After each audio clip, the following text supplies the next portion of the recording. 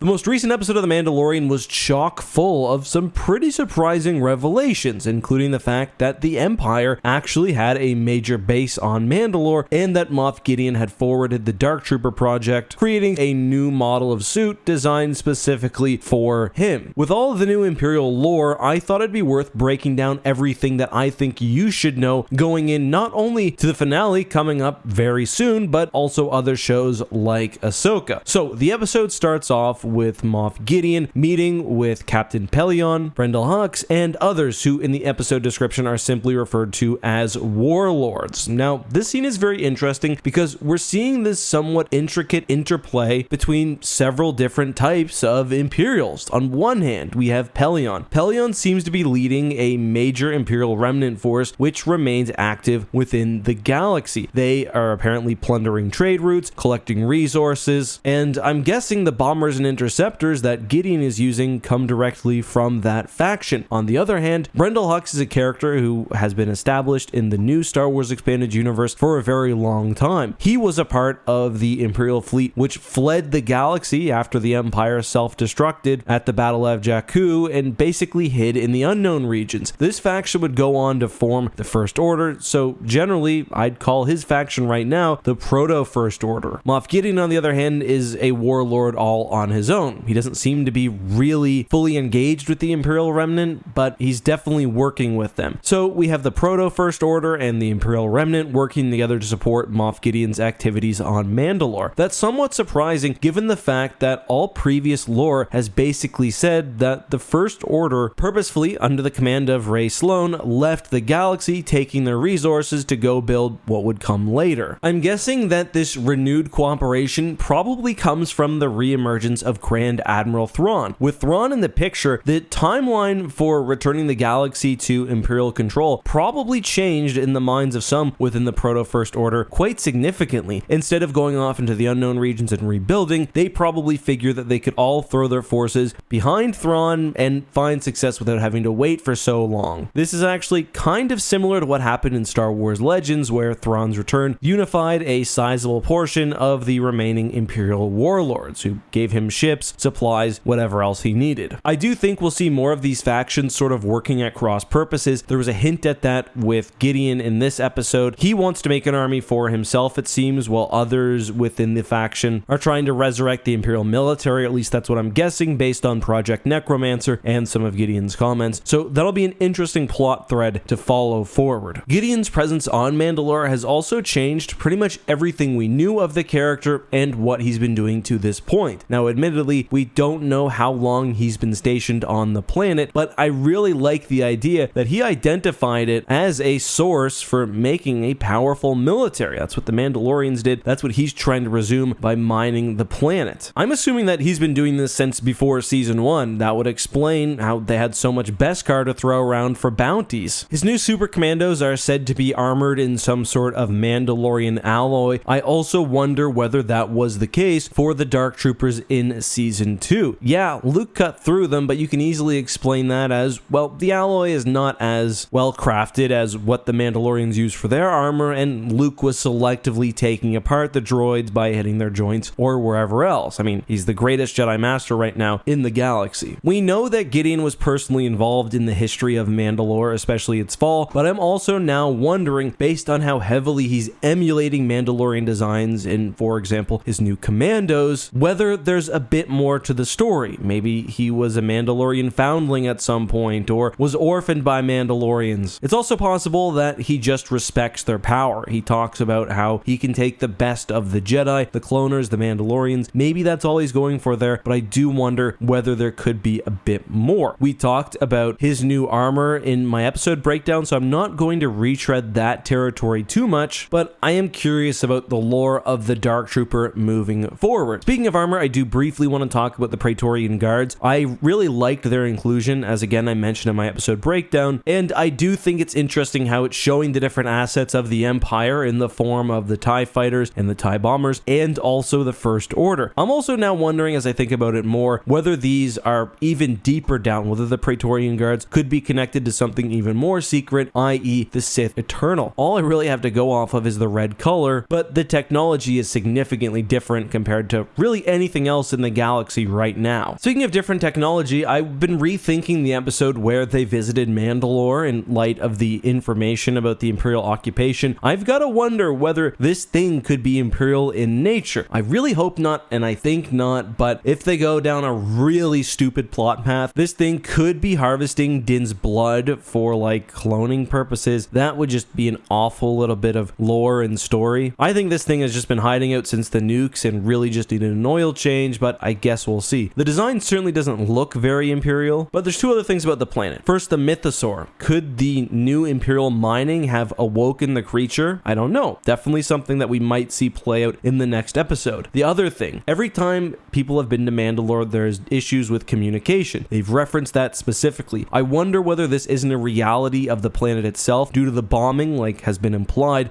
but rather something Gideon has set up in its base. If so, once they destroy Gideon's base, that'll make Mandalore much more habitable of a planet and just a more realistic place for the Mandalorians to settle. But those are really my thoughts in light of the new Imperial information in episode 23. Before I leave though, I will take one or two #AskEck questions. Alright, so this is a pretty good one. It says, I never watched Clone Wars or Rebels. Could you make a video about Sabine, Ezra, and any other characters that people like me do not know about? And yeah, I'll try to. That's going to be a pretty lengthy video though. I'll give the very short version here. Ahsoka was the Padawan of Anakin during the Clone Wars. She leaves the Jedi Order before Order 66, and alongside Captain Rex, who we also see throughout the Clone Wars, manages to survive Order 66. During Star Wars Rebels, we're introduced to the Ghost Crew, which initially is made up of Hera, a pilot, Kanan, a Jedi survivor, Zeb, one of the last of a race which was wiped out by the Empire, Chopper, a cool droid, and Sabine, a Mandalorian. They meet Ezra, who shows Force powers. He joins their crew to fight the Empire and is trained by Kanan. Throughout the series, they fight various Imperial enemies, including in season 3 and 4, Grand Admiral Thrawn. The show ends with Ezra attempting to take back his home planet Lothal from the clutches of the Empire. In the final episode, he calls the Purrgil, a sort of mythical space whale species which can travel through hyperspace, to help him in destroying the Imperial fleet over Lothal, and one of the Purrgil grabs Thrawn's Star Destroyer, taking Thrawn and Ezra to places unknown. The series ends with Sabine, who has developed either a really good friendship or a quasi-love interest with Ezra, depending on your point of view. This is after a time skip traveling to the post-Endor era. Hera will learn, takes up a leadership role in the New Republic. Zeb, as we see in The Mandalorian, is fighting within the New Republic Starfighter Corps, and at some point, Ahsoka returns to Sabine to continue the search for Ezra and Thrawn, and that's basically what we know. But that's all for today. Let me know what you thought of my breakdown and everything else down in the comments.